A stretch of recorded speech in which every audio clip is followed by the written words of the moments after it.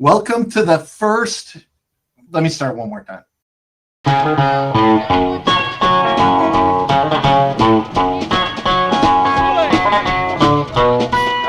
Welcome to the inaugural episode of Pot Roast and the Potato with me, Ethan Frechette, and either Pot Roast or the Potato to be determined, Mike Cicerone. Hey, Mike.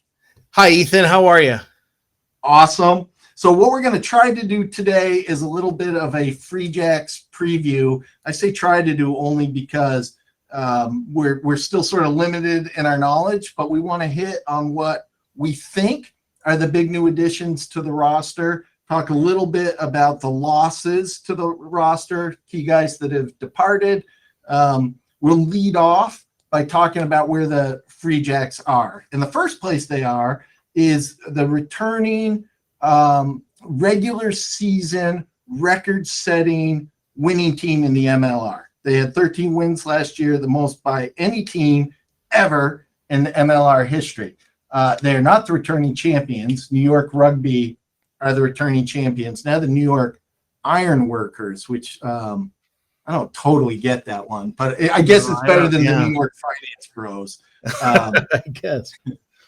So last year in the Eastern Conference Finals, New York Rugby beat the Free Jacks in a match that we were at. And I think first thing, Mike, remind us how awesome it is to be at a Free Jacks match. Oh my goodness, it is. It is. I love it. It's the venue in Quincy is.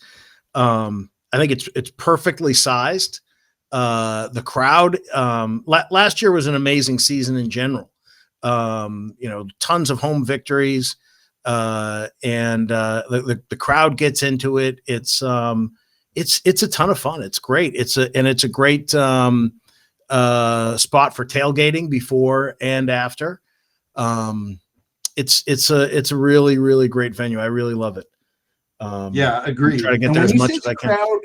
When you say the crowd gets into it, first of all, we were from the first match we went into, highly impressed with these dudes in like cutoff jeans shorts, otherwise kind of Minutemen regalia, who are out there maniacally supporting the Free Jacks, which is super fun. And then I have a pretty vivid memory at the match we were at of a young woman who was like 2 rows ahead of us, who seemed to generally have her act together. And at one of many horrific calls against the Free Jacks in that match, she turned around and it was like blood was dripping from her. She was so outraged and passionate about the Free Jacks. So they're definitely building a culture with the fans. You mentioned the tailgating, which if you haven't been to a Free Jacks match, it's incredible. The parking is free. It's in a park, lots of room. So everything's perfect except for the beer lines in the match, which are too long, but maybe that's a blessing in disguise. Well, yeah, that's a double-edged sword, I think. But beer lines are always too long. I've never complained that a beer line has been too short. So, but yeah, it's you have to reach to find a complaint about. Yeah, you do. So we love the Free Jacks. We still don't totally understand everything about the Free Jacks, but that's a little bit of our mission, is to develop our love for them further by actually understanding something, and hopefully bring a few people along the way. So we were chatting a little bit just before the podcast and trying to remember exactly the calls that were so outrageous in that match. And one of the things that jumps out at you when we went to look for an article that would jog our memory, there aren't very many. No, it's difficult to find information. Which is a bit of a it does make it a bit of a challenge.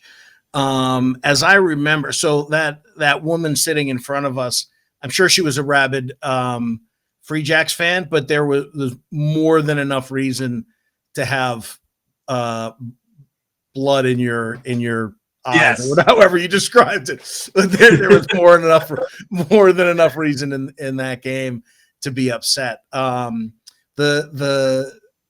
bit that stands out to me in my what I can remember was our second was it was the second row, right? The that was yellow carded for coming into hitting someone in the head in a ruck, Yep. I believe.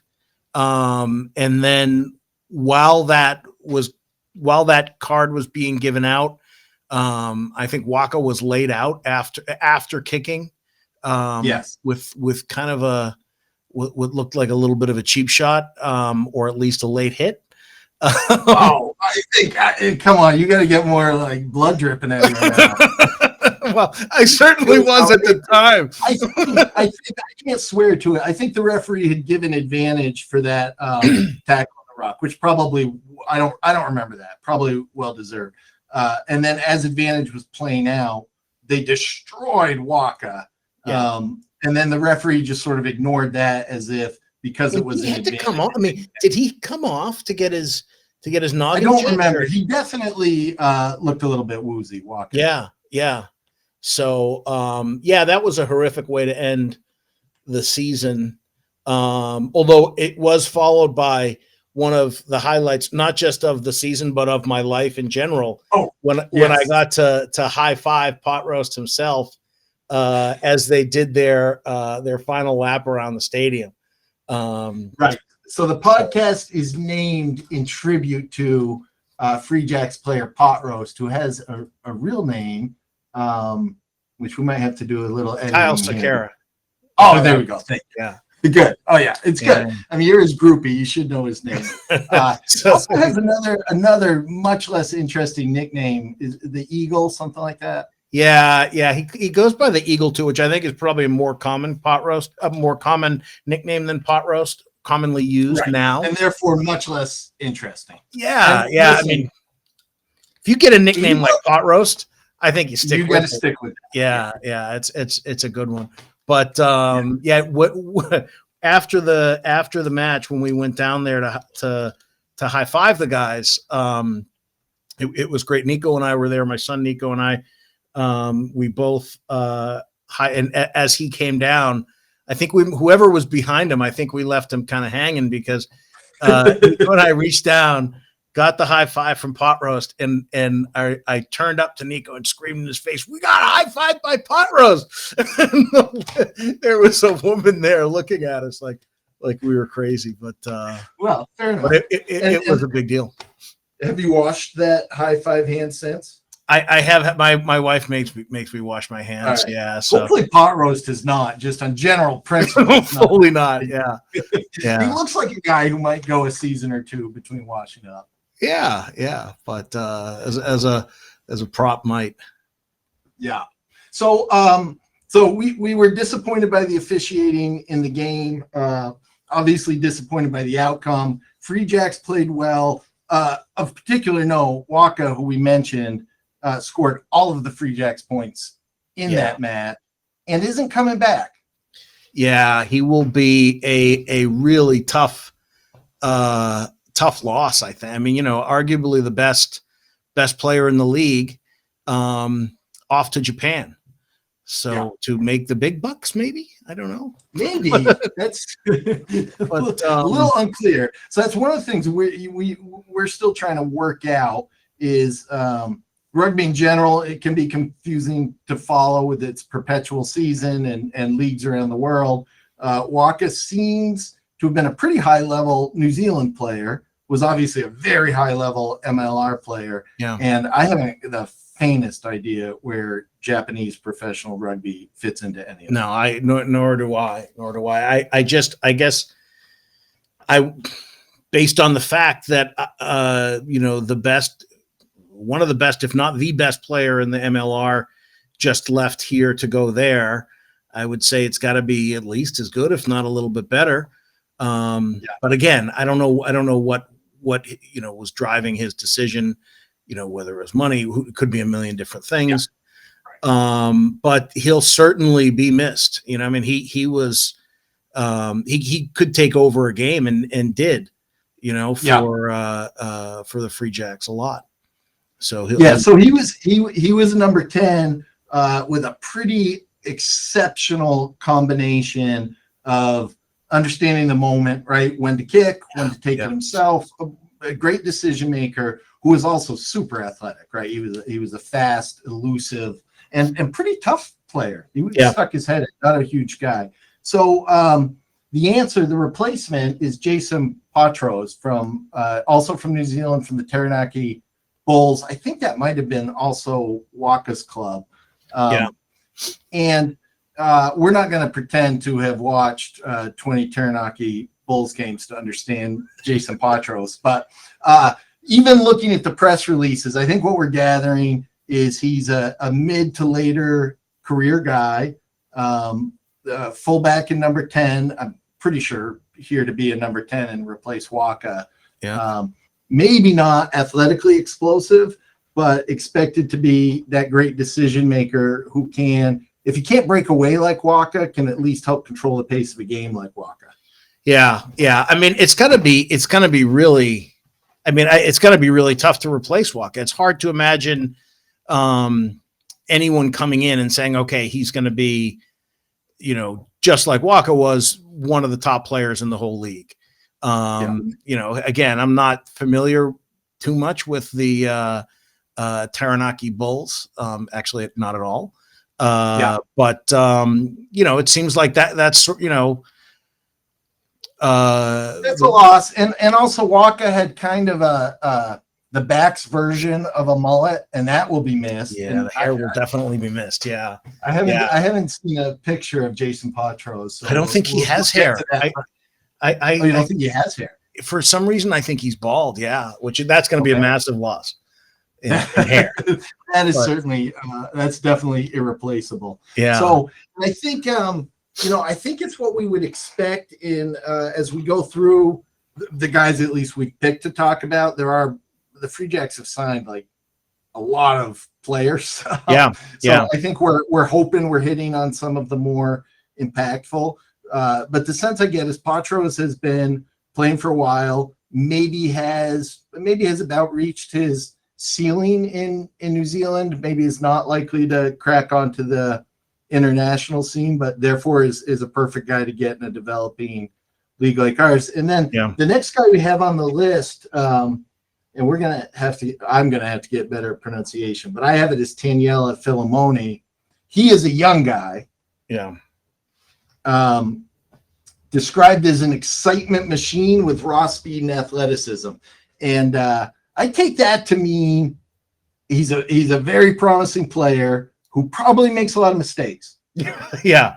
I think that's right. I know almost nothing about him, but going on the press release, that's what it sounds like. Hopefully a lot of upside. Yes. Yep.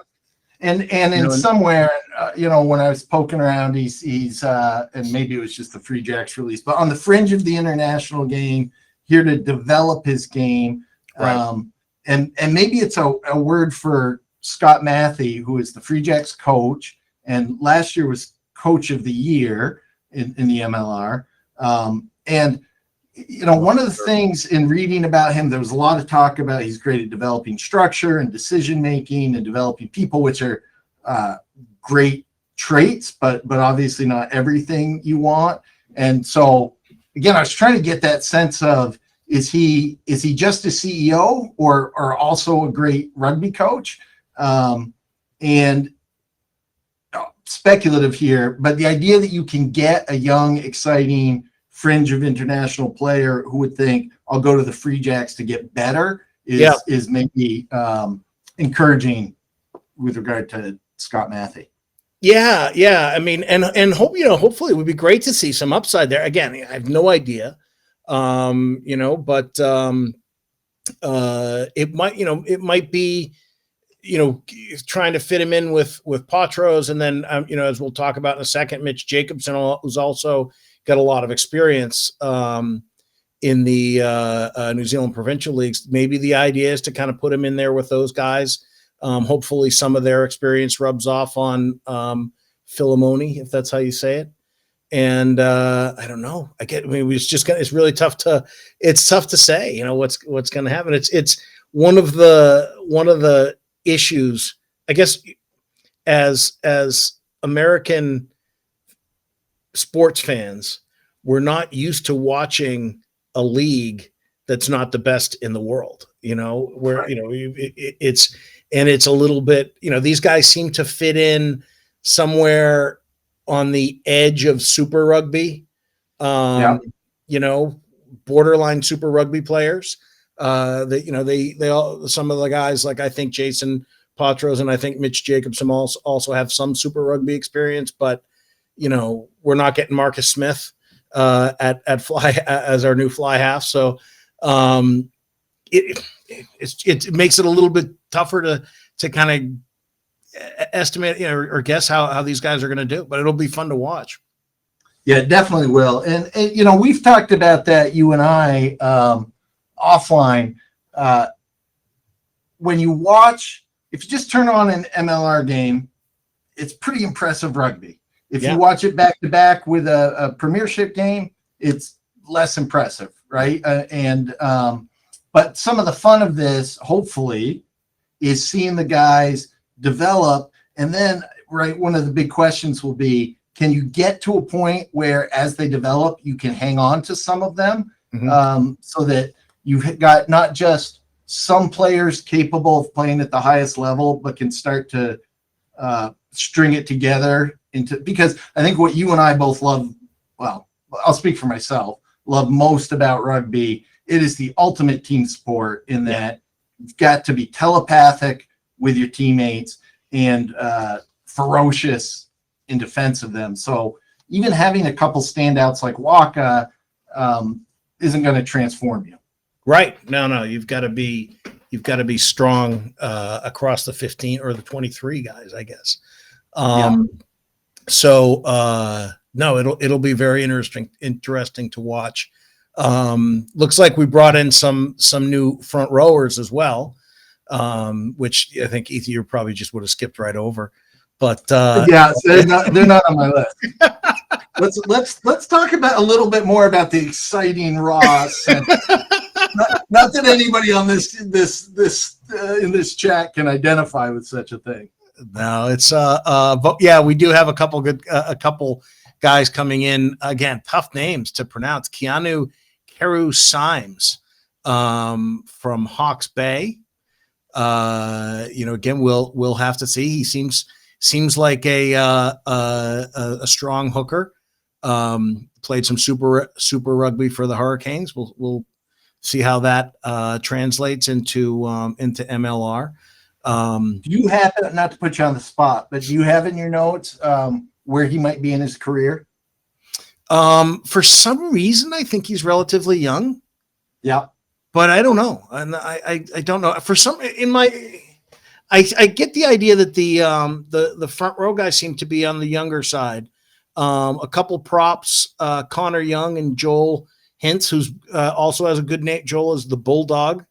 Is my understanding. So, which is also good to see someone with a good nickname coming in. And then Keith Cole from the Toronto. I think Keith Cole is more of a veteran. He was with the Toronto Arrows last year, and also played for the Canadian national team. So we'll see. We'll see how it goes. Again, it's tough to see where these guys are going to fit in. But it'll be a lot of fun to watch. Yes, definitely. And then the other guy I've got on my list is Mitch Jacobson, who's back row, right? And he seems to be kind of mid-career, and that's I don't know. I think it'll be interesting to see. We've got young guys, we've got older guys. You would expect both of that, and then the mid-career guys are the ones who really could set the tone, right? To have right. Habits and the knowledge, but still enough left in the tank. Not saying the older guys don't, as an older guy, so it'll be interesting to see the level of those mid-career guys and how they step in. Yeah. As I mentioned that before in connection with Philemoni, is it part of the strategy to bring in a few veterans, along with some of the younger guys to help them come along. Mitch Jacobson will be in the pack, but that type of leadership and experience on the team, I think has got to help. Yeah. So I know Johnson's back from last year, tackling machine. So Does he have a first name? Presumably. All right. We'll just call him Johnson, the tackling machine. Oh, what was it? I don't remember. I can't. He has good hair though. Oh, So he'll hold up that end. Do you remember him? He had the mustache and the I don't know. In general, the Free Jacks have excellent hair. They do, and first names, but that is a well-coached team. Yeah. So what is there anything else? I mean, obviously we're not we don't have predictions to offer. It's more anticipation and picking out a few guys and having a few things, a few hypotheses to test once they're on the pitch. Anything else that you're interested in talking about in terms of the off season? I don't think so. I'm really excited to see these guys come, as I keep saying, and I'm really excited to see how these guys do. You know, it's a bit of a mystery because I'm not so familiar with the New Zealand provincial rugby or Super Rugby. So it'll be a lot of fun. It's certainly going to hurt to lose Waka and Dougie Fife, but we'll see how things go. Yeah, we didn't mention Dougie Fife. He's a big loss. Played sevens at least for the Scottish Nationals. Yeah, has a really strong resume. Do you know where he went? Did he retire? Yeah, no, he went to NOLA. We're going to see him on week 1. Oh, yeah, awesome. Yeah. So he was. I liked him. He had. I think also had a good sense of timing when to come as you would want from a fullback. So he was one of my favorite players. I'm sorry to see him go, but best of luck with NOLA except on opening day. Except in week 1, right? February 17th. Right. So. At the gold mine. I love that. that's apparently the name of their stadium. Yeah. Well. Anyways, but nope. That's all I have, Ethan. I'm all right. forward to it. So what we'll do, we're going to be on every week once we're in season, talking about the match that just happened, the match that's coming up, maybe some other news, hopefully with a deeper level of insight as we get there. And then maybe along the way, we can come up with one or two more short ones to get folks ready and excited for the first match. First home match, by the way, is March 11th. And again, weekend. Yeah. Oh, that's going to be a good one. All right. Yeah. Let's mark that out for sure. Yeah. That'll be great because again, we're all getting to know these guys and what they are as a club and what they are as a league. But what you don't need any knowledge to appreciate is rolling into the Free Jacks stadium and the atmosphere there. And it really is exciting rugby. At least last year, they played an exciting, fast-paced version of rugby. Lots of fun. All right, awesome. All right. Thanks a lot, Ethan. Thank you, Mike. We'll talk to you next time.